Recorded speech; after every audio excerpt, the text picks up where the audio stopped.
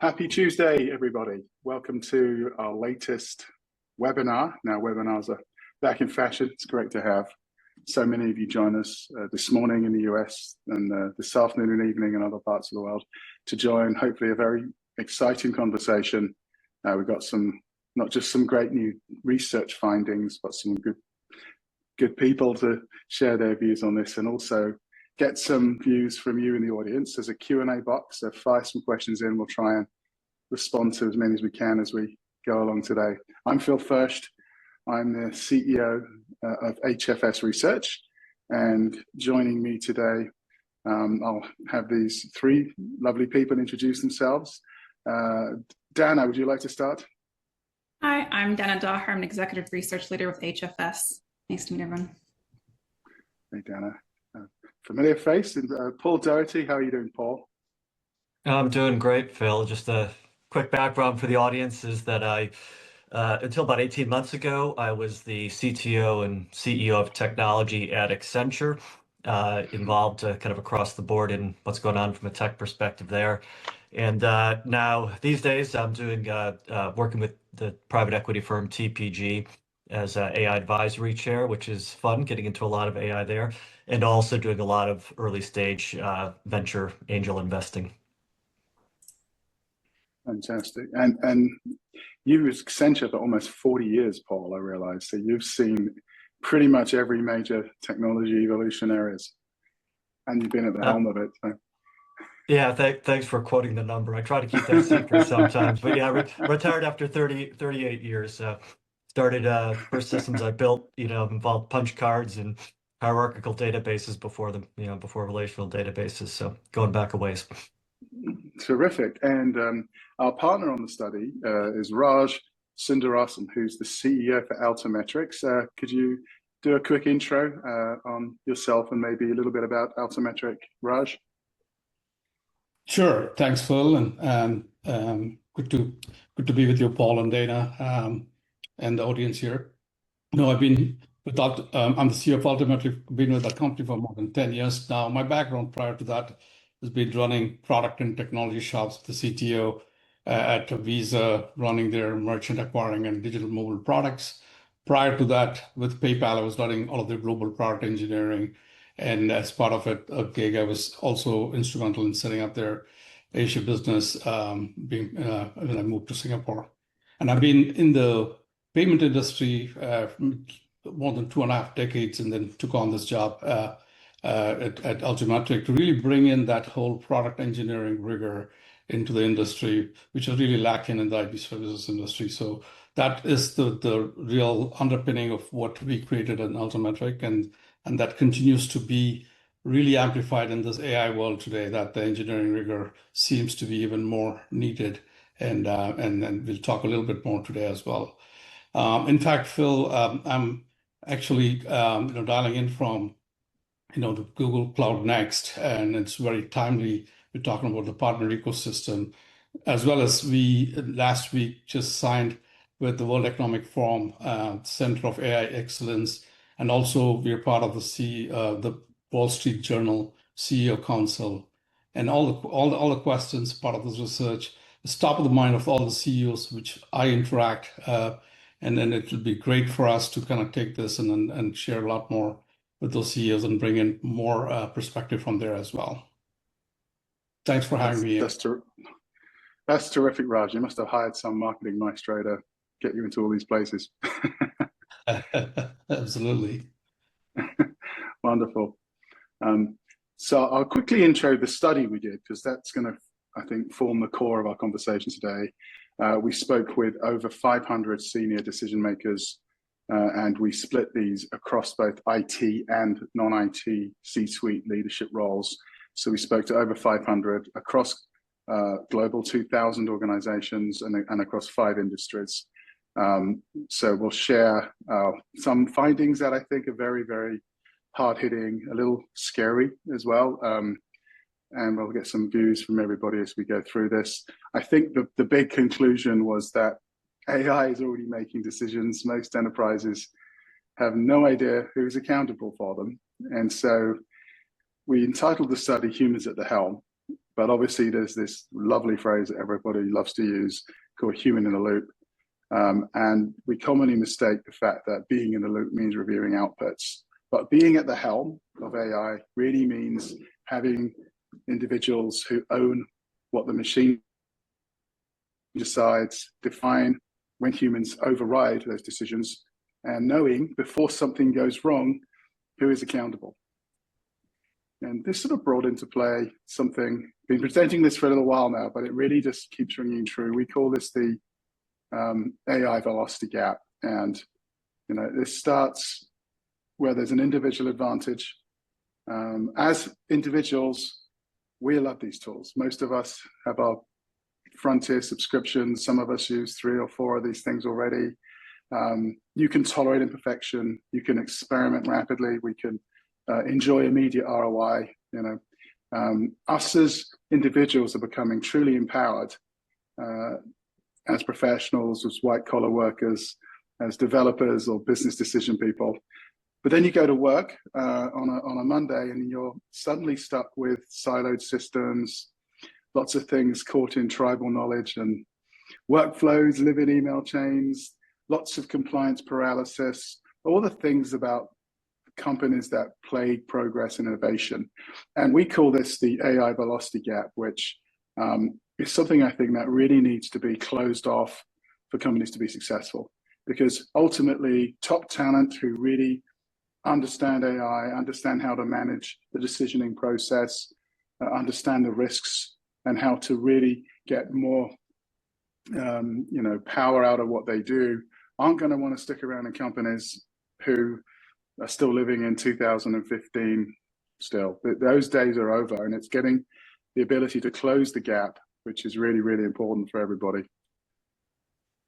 As we said, it's like taking that Sunday experience into your Monday experience at work. And as we ran our study, we did look at the AI velocity gap, and we ran questions against those companies with low AI maturity against the performance of those who've got high enterprise maturity. And you can see big differences in decision advantage. 88% were getting double-digit CX gains who were mature with their AI. 41% actually enjoying double-digit new revenue versus 0 for the low maturity organizations. And 26% are enjoying deployment in weeks versus months for the low maturity organizations. The other thing which I think came out very clearly is only 3% of high maturity organizations lack clear AI ownership, whereas a much larger number were struggling on the low maturity side. So let's get into, I think, the big questions of the day. And, you know, is our industry really ready for what's coming next? We've got 3 big things, I think, impacting us right now. It's the breadth of disruption. So, you know, every previous wave of automation would hit a specific category of work, like mechanical looms hit textile workers, ATMs hit bank tellers, spreadsheets hit bookkeepers, etc. AI is actually targeting every white-collar function, And so a bank teller in the past could retrain as a customer service rep. But when technology is displacing everything you can simultaneously handle, there's no adjacent category left to migrate into. The speed of change, you know, the Industrial Revolution played out over 80 years. The PC took 20 years to work its way through the enterprise. What we're going through now could be 2, 3, 4 years. The speed of change is remarkable. And are we ready to respond to this? And then the other piece is this impact on the career ladders. And, you know, it's not just the career ladders being decimated, it's they're being ripped out altogether. So companies today who are eliminating hiring Gen Zs and college graduates, who's going to be your management in 2031? What's going to happen to your business? So I'm going to ask Paul to kick us off with, is it different this time, right? Can we really get past this period of change, and are we ready for what's coming? Yeah, it's man, this is a big topic. We can make this one question the whole whole show. My view is I don't think our industry is ready, and I say that maybe in a slant a little different than the way you asked the question, because I think I just listened to a podcast with Aaron Levy this morning while I was running, as an example, and he was talking about this idea of kind of humans and how processes change and everything. And he made a point that I totally agree with, which is so much of the dialogue around the impact of AI is within Silicon Valley types of circles, not necessarily the Valley, but it's in the tech circles. And I think as a result, it gets very introspective and it gets very focused on the kinds of problems that we face in tech. The reality is that, technology is roughly what you probably know the number. It's, let's say, $5 trillion global industry. AI is impacting knowledge work, as you rightly said, which is more like a 25 or $30 trillion part of the economy. And I think I don't think you can extrapolate some of the effects we're seeing in tech into the broader knowledge economy, even though it will impact it. And I think that kind of little bit of insularity of tech is, I think, impacting how they think about the future. The way it impacts coders, I don't think will be the way it impacts lawyers, for example. So I don't think the industry's ready because I think we're thinking too myopically about it as an industry. And I think we need to really, when we say things like we don't need coders anymore and we don't need engineers, we need to realize that most industries need a lot more engineers. They need engineers who are AI enabled to transform their businesses, even if some of the tech companies maybe do need less engineers. So I think that's the one thing I'd say we're not ready for is I think the tech industry needs to take more of an outside-in look than an inside-out look, which is happening today. I'll just briefly comment then on is it different this time? I don't think it is different in the sense that these disruptions, these labor and workforce disruptions from the industrial age and all the things you mentioned, a lot of lessons to be learned from those. But I think one of the lessons learned is it does take longer than you think. Will 50% of entry-level knowledge workers not be needed in 3 years, as some CEOs have claimed? I believe that's far faster than we'll see the impacts play through. So I think the real issue for CEOs is how to navigate the change and be very aggressive and on their front foot and move very fast, but also redesign their business in a practical way, reflecting the nature of their industries. Thank you, Paul. So let's dive into the data a bit more, and I want to understand a bit more about the Helm.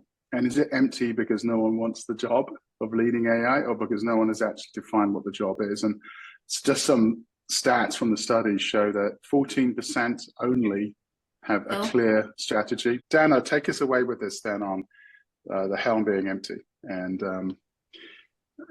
is it because we haven't defined the job effectively yet? Yeah, so part of our insights for our study was that we asked leaders if they actually have, a clear AI strategy in place. Only 40% said that they had one in kind of formal one. 15% said they had no formal AI strategy at all. And a lot of it was really to do with the fact that there was a lack of clarity on what it actually meant to pull in AI into the organization, what it actually meant to actually have these systems coming in and working alongside people too. And there was a lot of kind of leadership insecurity too around what does this mean for my role? How does it influence what I'm doing as well? And so a lot of it is really kind of a leadership gap. They don't know exactly what's kind of coming because the pace of change is happening so quickly as well. So there's a lot more to do underneath this as well.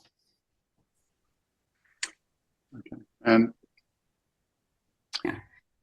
leaders are sounding somewhat confident, right? What do you think, Raj? No, I think it's much more the second than the first. The job hasn't been clearly defined, is my take. Most leaders aren't avoiding accountability. They're operating a system that never spelled out what owning an AI decision actually means. And who owns it? Is it the model builder? Is it the product owner? Is it the business leader using the output?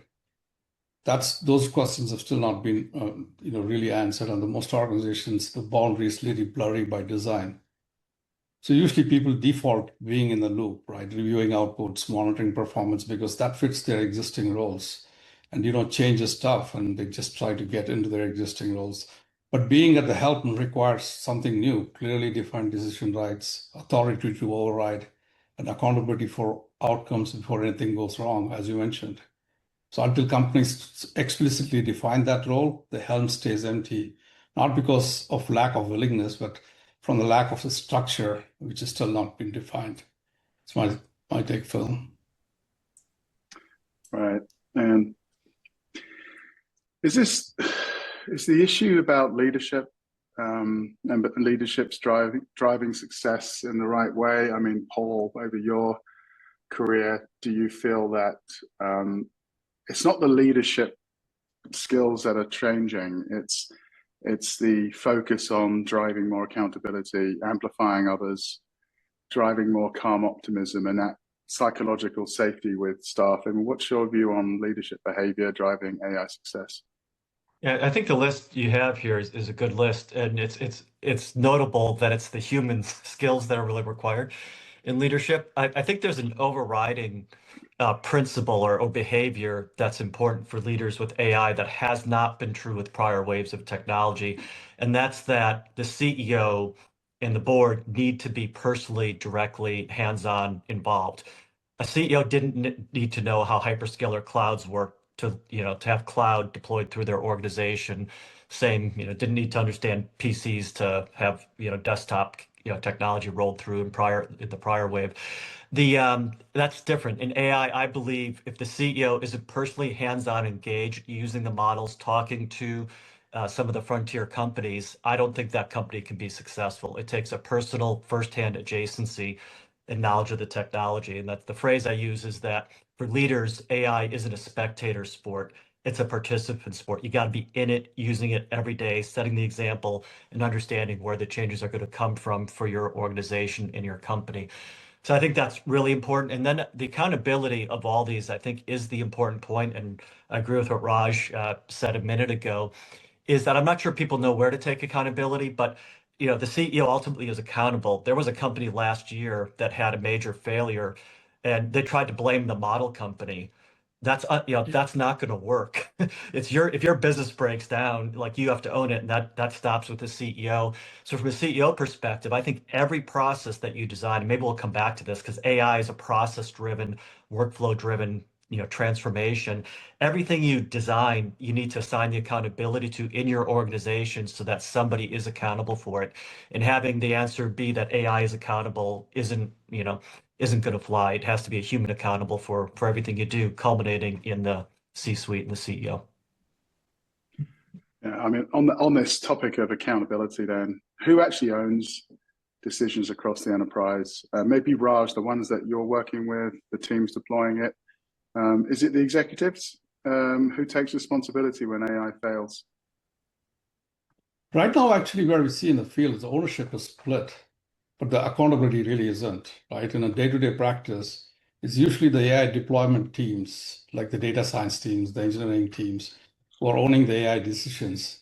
They are the ones setting up the model how the model behaves, deciding what gets used and where it gets used, and tuning things like thresholds when a human has to intervene. But when something goes wrong, the accountability doesn't stay with them. It quickly escalates, right? It goes to the legal team, the compliance team, and ultimately the CEO, to Paul's point, because at the end of the day, they are the ones accountable for the business impact, the risk exposure, and the external fallouts which happens from that. So what you really end up be seeing is the mismatch, right? The people owning the AI decisions are not the ones fully carrying the consequences. So who has the power to define and override the system should also be responsible for what the system does, right? Until that shift happens, accountability is still shared in theory, but in practice, it's really fragmented.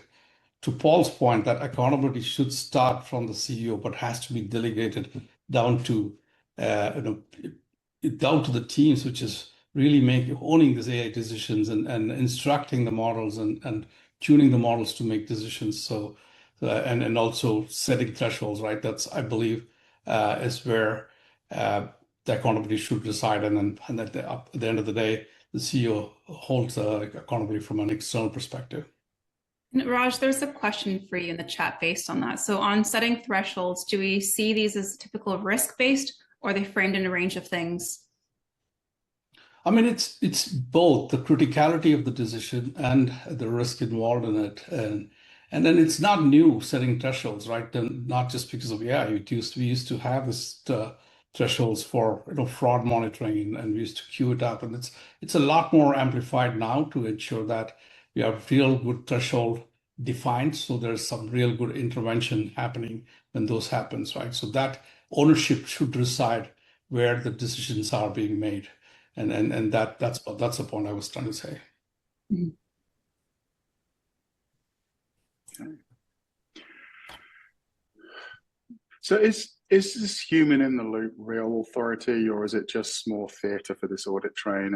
And can your clients' teams actually explain how AI reached the decision, or are they rubber stamping outputs that they can't interrogate? Maybe Raj, you want to expand upon that a bit? From what we're seeing, it's often closer to theater than true authority, at least in how it's implemented today, Paul. Human in the loop sounds like control, but in many cases, it's just review without real empowerment, right? The human is looking at outputs, but they don't have clear thresholds for intervention. They don't own the outcome. They're often operating under time pressure because these decisions are made by machines and at the speed of machine, right? So the humans are under pressure. So it becomes a rubber stamp that satisfies an audit requirement today. So when it comes to specific decisions, they can't always trace exactly why that output happened in a way that's meaningful for a business or regulatory challenge. And that needs to happen, right? There should be the AI decision-making teams should always have the authority to question and interrogate the decision. That's not happening today. So the humans in the loop, they're truly not empowered to challenge or integrate to the decision level, right? The shift to being at the helm is about giving humans real authority to intervene, ensuring they have enough transparency to justify or challenge what AI is doing, right? This really requires deep engineering rigor. That's why we built Alti AI OS the way we did. When human approves a decision inside it, they're approving something traceable, reproducible, and reversible. And that enforcement of this rigor is by design, not an afterthought. So at the helm, meaning the humans have to approve decisions and be able to, and also we have to train our teams in the mode of ensuring that the decisions could be integrated and have something very enforceable, kind of a reference architecture which enforces as well. So that's important. And hence, what we call it as an AI OS is very important, which kind of ensures that enforcement happens very systematically. Right. Is there a particular process or function where you're seeing this having more early success than others, Raj? I believe, though, what we have seen today is any knowledge base related use cases which we have implemented have seen some good outcomes and some real good successes, Phil, and which continues to be more contact center related or more internal knowledge based type of things. This is where we are seeing a lot more success, and that's because those reasoning and those decisions could be challenged because there's a good history of knowledge base of what we used to happen in the past. So I think that needs to evolve a bit more in other areas as well. Hey, Bill, if I could add on to that, I think one of the parts of maybe of accountability and like an essential thing in deploying AI is deciding the right way to apply it and choosing the right AI techniques. And sometimes we just think AI in the world is all LLMs, but that's not the case. There's a variety of other techniques that have been used for years. For example, in insurance underwriting, where there's some insurance companies doing really interesting things with AI, large language models, and the like. In the underwriting process, because for regulatory reasons and compliance reasons, you need to be able to explain things. So large language models are being used to do really great things in the underwriting process, but with the right guardrails, with the right techniques, and there's different techniques you can use to do this, to make sure that the answers are verifiable within guardrails and explainable.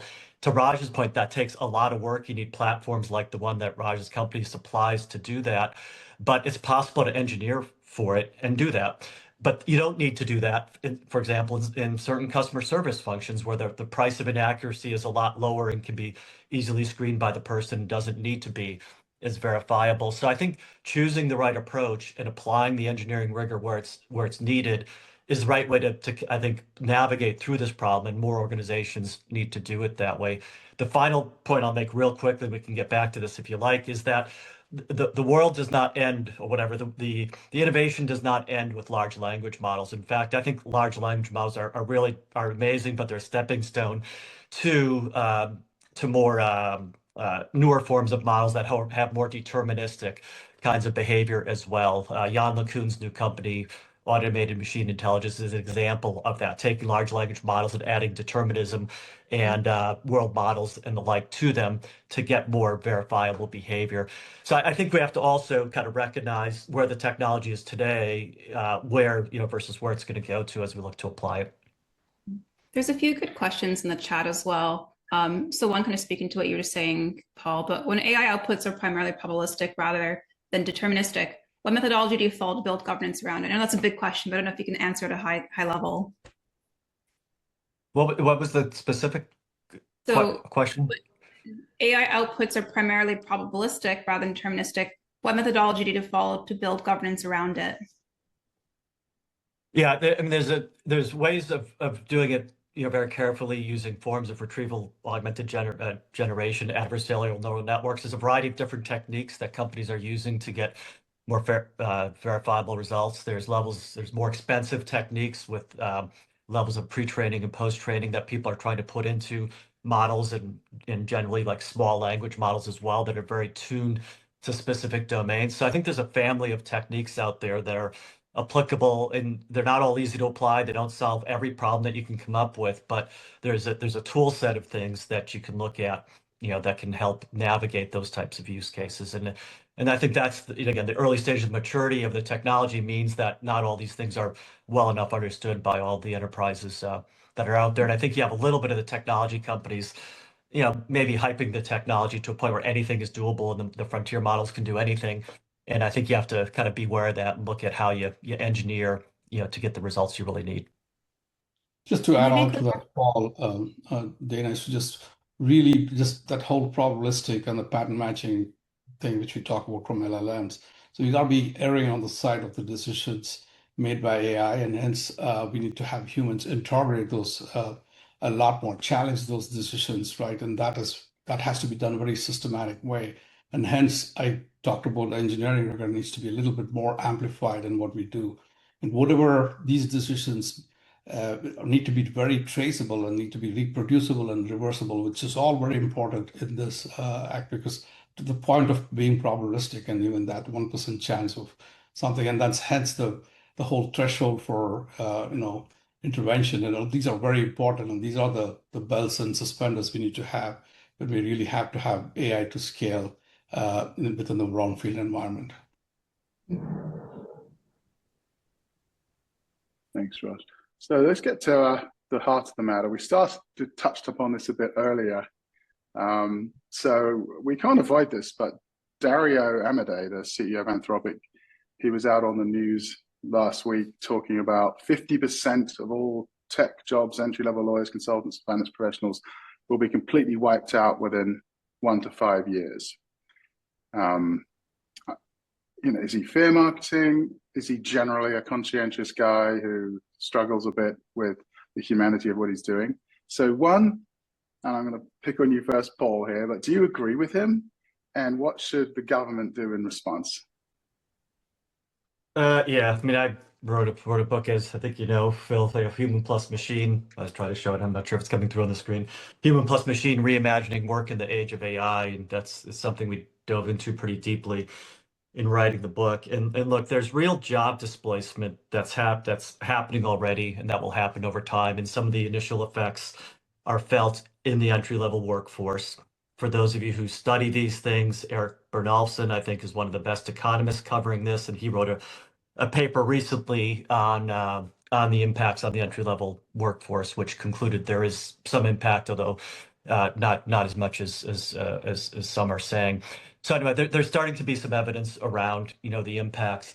However, I think the claim you just showed on the screen, I think is a very aggressive one that I don't see happening from what I see in the application of technology that I see, and also from the fact that most organizations that I talk to, in fact, at a different survey that I participated in recently, said that 80% of companies, 80% of executives are looking to use AI to drive growth. 20% are looking to use it to drive efficiency.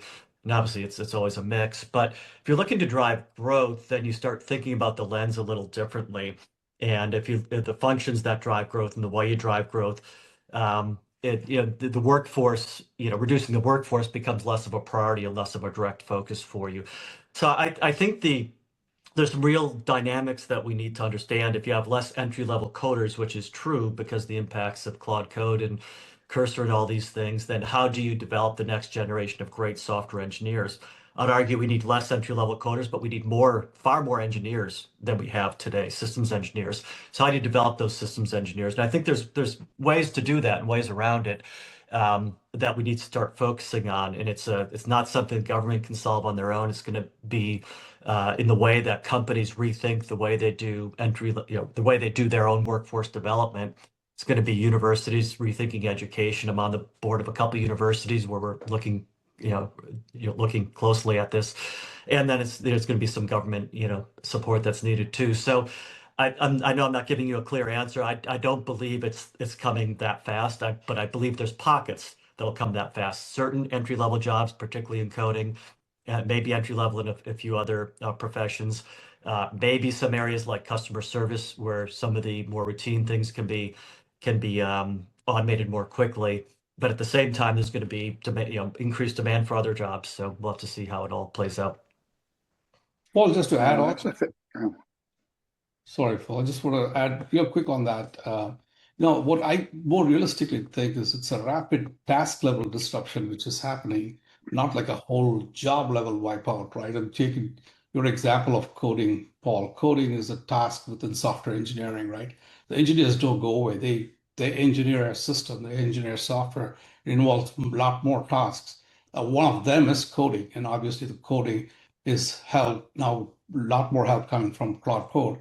That's great. We take that on and help the productivity to come in and to take on that. But the level of systems design, ensuring the resiliency, really implementing it within a brownfield environment, right? This is where the engineers would think through an end-to-end design to bring that all in, to ensure there's no AI slop and all of that. Those are not going away, and those are the engineer's job. The coding is one part of what they do. Well, one thing we also found in the study too is that when we looked at this AI velocity gap, even in this data point too, you found that low maturity organizations were far more willing to begin to cut the workforce and reduce it down versus high maturity organizations, ones that understand, kind of have an AI strategy in place, understand the roles of humans in the workplace. We're only around 2% we're likely to actually think about active workforce reduction. And that's a huge velocity gap because if you're thinking about just cutting away right away, you're going to have challenges down the line. So if you're thinking about cutting away specific roles or entire functions, whatever it looks like, what happens in the future? You need people that are actually going to come to the organization and begin to drive that strategy in the future, but you've cut away all that labor and it's going to be a challenge. One quick comment I'd like to make, because I'm just conscious that some of the things I'm saying, or maybe we're saying, could become across as like, is your head in the sand and do not see the changes?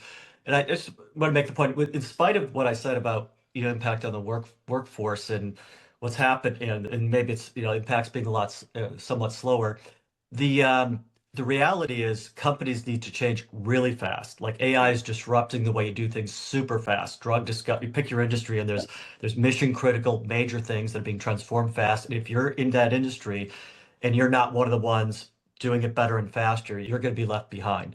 And that disruption is going to happen industry by industry very rapidly. And there'll be some new entrants coming in. So there's a tremendous amount of business disruption happening, which is why CEOs are paying attention. The point I'm making is you need people for a lot of that disruption. And it's a matter of how you combine And rather than, I love the humans at the helm rather than humans in the loop, by having the right humans at the helm combined with maybe agent in the loop systems, with humans in control that are driving a lot of that change. So let's get to the next phase here. And Dana, can you talk us through preparing the organization for AI and what we really understood from the study? So I really like this data point. We asked them around what skills are going to be important in the future. So the top one being interpreting AI generated insights. That's great. And a lot of them are kind of things that you would expect. The things that I didn't expect was really that bottom piece. So the least likely kind of skill people are looking for is ability to challenge or question AI. And then if you look at the data point below it, it says 46% of leaders are concerned employees are already over-relying on AI. This is a huge concern right now. A lot of people are beginning to leverage these ways in a good way that drives productivity. But over-reliance leads to a lot of kind of cognitive atrophy, that you're no longer able to question the outputs. And so if we're all kind of getting to this environment where we're just accepting whatever the output looks like, we are losing the most critical part of being human, which is being able to bring in our perspectives, challenge the outputs, and drive other answers. So while being able to interpret the insights is good, we need that skill to actually question it. That's what I'd probably say is the most critical abilities in this AI era that we're entering. I think so. To add on, go ahead, Dan, finish. Oh, go ahead. No, sorry. No, I was just to add on to that, and I think the way we measure workforce readiness is not can you use AI, right? But can you take accountability for what the AI decides? That's the most important piece. And are we, getting our workforce trained for those decision skills, right? Teaching people how to interpret outputs, set thresholds, intervene with confidence. And that's what being at Help actually requires, right? And that focus needs to be, and the rest are all, baseline. Yeah, AI literacy and, people using is all great, but that decision skill and to take accountability, is that happening? And that's the key to, ensuring our workforce is ready for the next. And accountability requires ability to critically think about those outputs and begin to question them so that you can actually be fully accountable. Yeah. And I think, Dana, I think maybe like an implication of what you just talked through on the slide in terms of those skills is I think there's a massive role going forward for people who can manage AI, manage agentic systems and such. And I think if you look out, look back from a few years out, I think we'll see job descriptions for roles, or at least a big part of many roles, being ability to manage agents in addition to people. And how do you manage a hybrid workforce of people and agents? I think that's going to be one of the breakthrough big jobs that'll be really important to company success, and will be really important in the workforce, and training people to, which is some of the skills you had in the prior page. Well, you need to do all those things to do that, but managing this hybrid workforce is super important, which is I think it's really interesting that Moderna put their CHRO as their chief AI officer, recognizing that it's the people and the AI coming together, that they're an outlier a little bit in that. But I think that way of really, thinking differently about humans and agents and how you manage is really important. Yeah. There was a question that kind of relates to that too. I'm going to pull it up. So is chief AI officer, which you just mentioned, really empowered or a convenient scapegoat for the board? Love to get your thoughts, Paul. Are they really empowered or convenient scapegoat for the board? I don't. I'm not sure everybody needs a chief AI officer. It's kind of like chief digital officer. Some companies had them, some didn't, and some without him did fine. Some with him did really well. I think the chief AI officer isn't a mandatory role necessarily, in my view, as long as it's back to the accountability point. As long as it's clear who's accountable. In some companies, I'm seeing the chief AI officer being the transformer. It's like a business background person who's leading a big transformation program. In some organizations, they report to the CIO and they're the expert on technology. So even within companies, the role, the standard deviation on what a chief AI officer is varies widely. And I think it's a risk. A risk is what you described, which is they become the scapegoat, or people say, I'm okay because I have a chief AI officer. It means nothing unless the governance and accountability of that role is super clear and surrounded by the other executives who have the right accountability. I think one of the things that a CAIO needs to do is to make humans more accountable and drive more human collaboration as we get more sucked into using agents. So, I mean, I work in a knowledge company, and I'm seeing a lot of my colleagues doing fantastic things with their large language model tools and other things that they're using. And I've seen real progress and development. What concerns me is they're spending far too much time working with their agents and not enough time working with each other.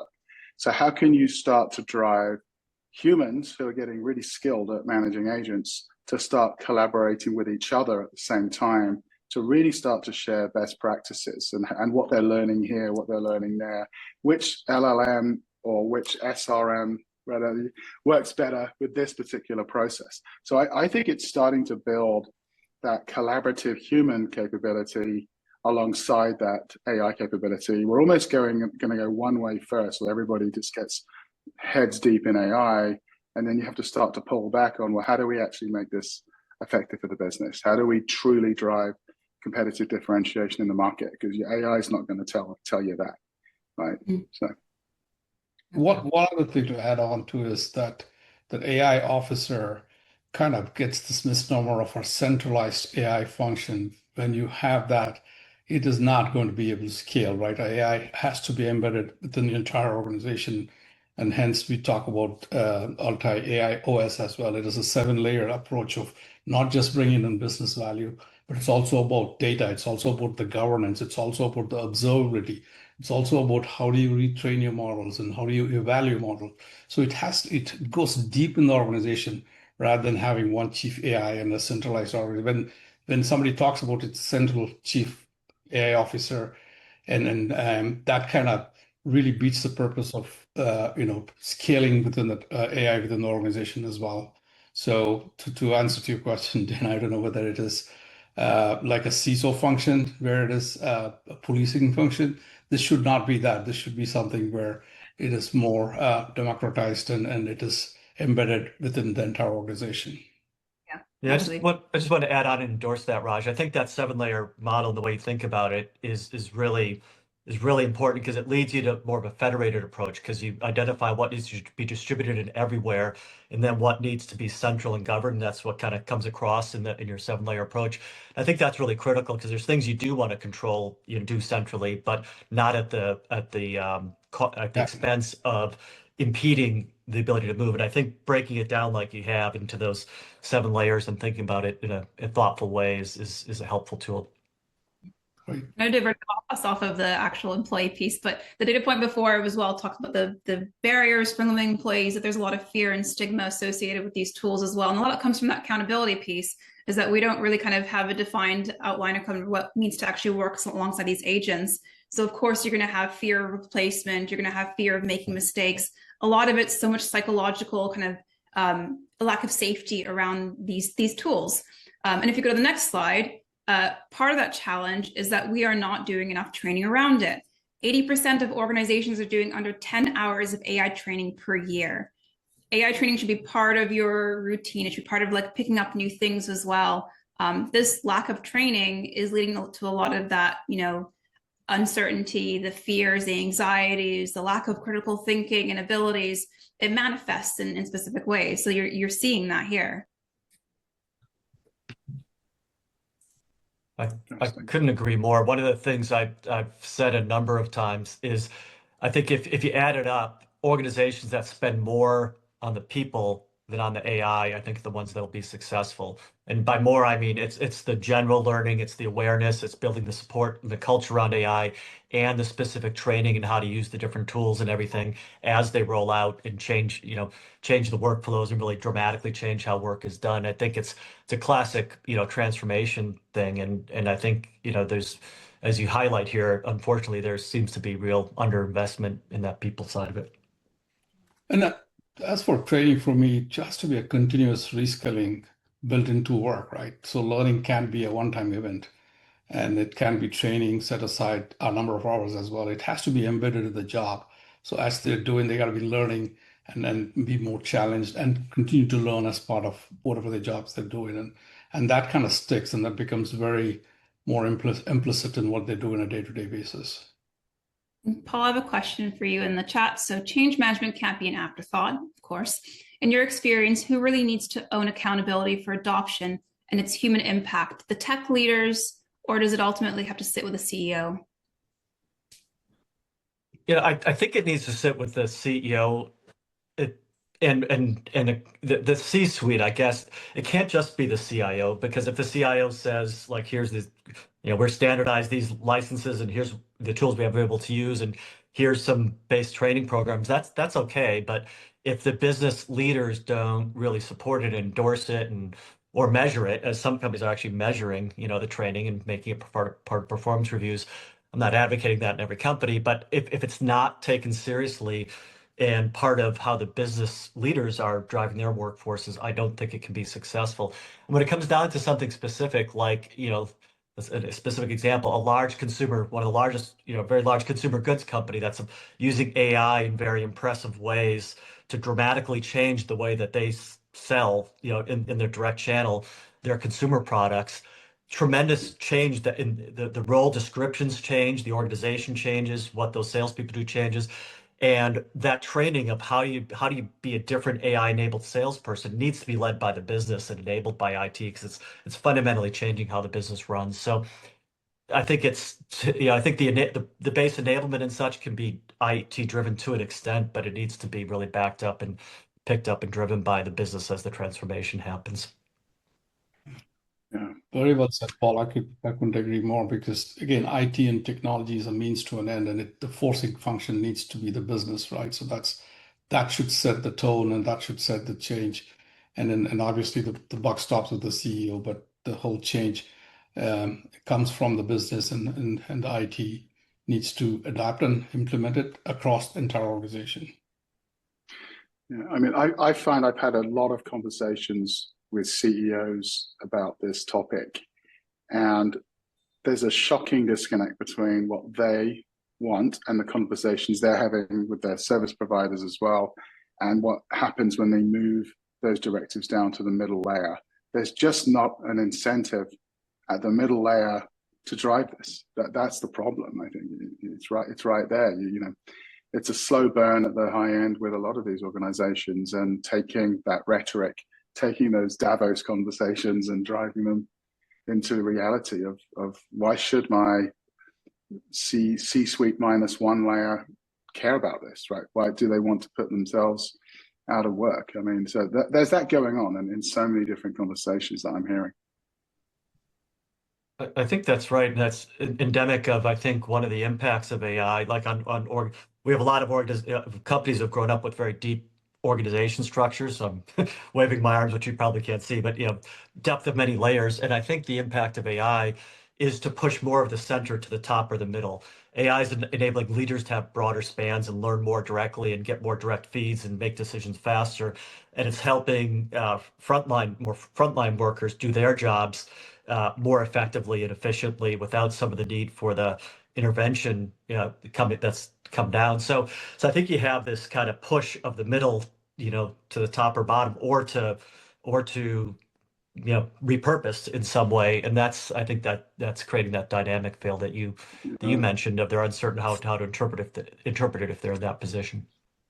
Yeah, I mean, one thing I am seeing, I know Raj's perspective on this would be really valuable, is I'm seeing some providers starting to increase recruiting at the fresher graduate level and squeeze out some of the middle and flatten the pyramid completely and have a much flatter type of organization. I mean, do you see that evolving, and as you see these AI partners evolve, Raj?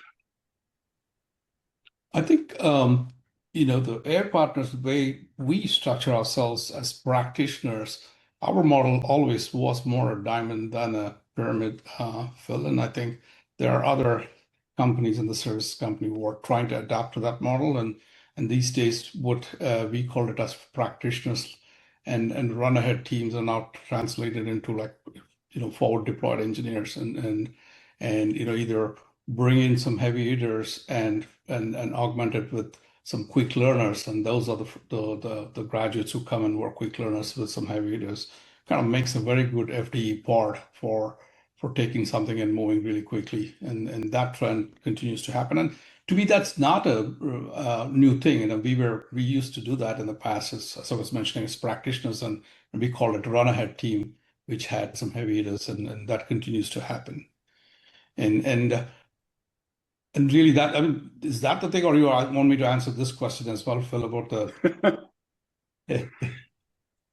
Yes, I think get to the point around, what is it that makes a true partner in this industry moving forward? Is it more about speed of execution, or having a more shared accountability for outcomes as you look at growing your own organization? I think the ownership thing is still fuzzy by design, right? I mean, at the end of the day, the partners do things, and the accountability lands within the client side of it. But that model doesn't scale anymore, right? So in 2026, I think the AI partner can't just mean speed and capability. That's table stakes for us, right? It has to mean shared accountability for outcomes, and those are the ones going to be successful as they go forward. And I think that's what's in it as we deliver outcomes and take accountability. I think that'll really open up more opportunities for AI partners and more, and then the speed and the capability would come. That's the means to an end. Right. In terms of then, I love this phrase around have clients outsource a decision without documenting who owns it. I mean, Paul, you've spent a lifetime in services. Do you think that's still happening, or do you think it's starting to change? Well, I think it needs to change. I think I think the pace of change means that everything needs to be very dynamic. I mean, the way this whole discussion we're having today would have been different even 6 months ago, before some of the viral adoption of Claude Code, before OpenClaw and some other, and that's going to continue. So I think the risk is that more static service agreements, outsourcing, consulting, whatever, are going to be challenged. And I think the firms that understand how to be very dynamic and tied into helping a company directly with the operations of their business, being very clear on what they own accountability for, maybe back to the accountability point. Like, are you accountable for providing bodies to a company to do things? Are you accountable for providing a certain function, or are you accountable for providing an outcome? And I think making that very clear, and I think that the trend toward outsourcing outcomes is going to be really important, so that providers move at the same pace and are incented to move at the same pace as the companies that are hiring them. I think it's the biggest ever transformation in the services industry. I think services are needed more than ever in this fast-moving environment. That's what I hear from clients and companies. But they need services companies that are operating at a different pace and with a different level of accountability tied into their own success. Succinctly put, Paul. I take us to the final question. I can't believe this hour's gone so quickly. But 5 years from now, when we look back at 2026, will this be the year enterprises finally took the helm with AI, or is it the year they handed it over and hoped for the best? Maybe Raj, would you like to finish us off with this?